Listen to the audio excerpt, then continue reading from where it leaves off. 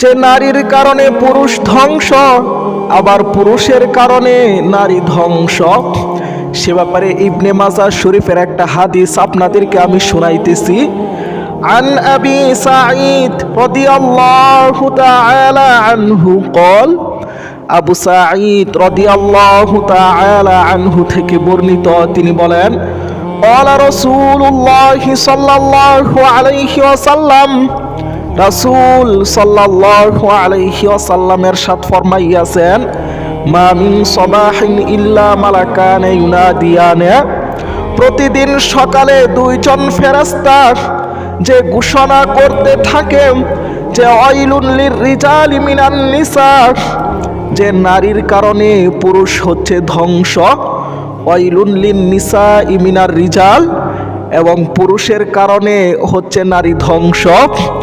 আমার মা বোনদেরকে আমি বলতে আসি যে আপনারা গভীর মনোযোগ দিয়ে আলোচনাগুলি শুনবেন, যে নারী জাতির ফিতনা হচ্ছে অত্যন্ত ভয়ঙ্কর একটি ফিতনা।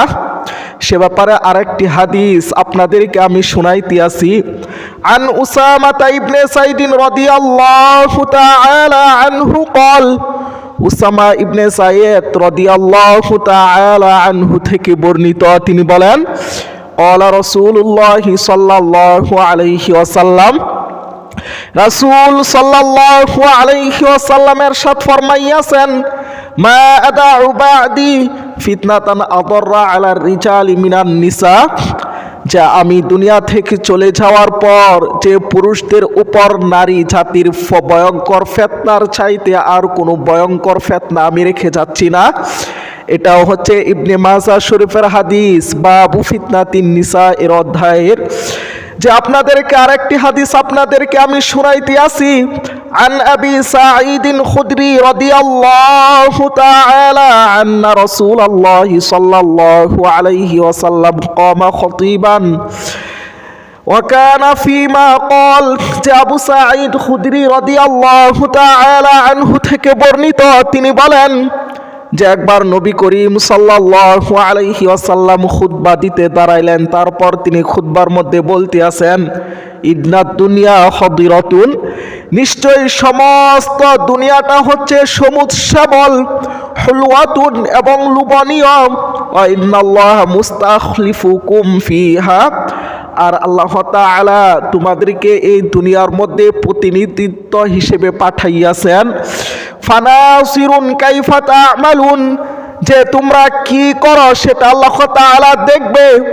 তোমরা কি যৌবন বয়সে নারীর পিছনে ছুটো নাকি যৌবন বয়সে আল্লাহ তাআলার পথে তোমরা ফিরিয়ে আসো, সেটা আল্লাহ তাআলা দেখতে চান।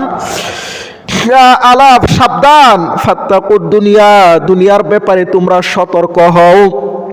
ওয়াত্তাকুন নিসা, এবং তোমরা মহিলাদের ব্যাপারে তোমরা সতর্ক হও।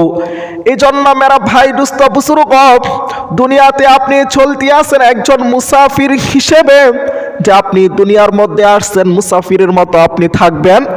যদি এই দুনিয়াটাকেই যদি আপনি সব কিছু মনে করিয়া বসেন, তাহলে আপনি দুকা খাইবেন। সাবধান, আপনি নারীর পিছনে ছুটিয়া যে যৌবন কালটাকে আপনি শেষ করিয়া দিয়ান না রে ভাই। যে আল্লাহ তাআলা আপনাকে এই যৌবন কালটা দিয়েছেন নারীর পিছনে ছুটার জন্য নয়, বরং আল্লাহ তাআলার পিছনে ছুটার জন্য। যে সমস্ত ব্যক্তিবর্গগণ দুনিয়ার পিছনে ছুটে, নারীর পিছনে ছুটে, ওই সমস্ত ব্যক্তিরা ধ্বংসাত্ম ব্যক্তিদের অন্তর্ভুক্ত হইয়া যায়। আল্লাহ আল্লাহ।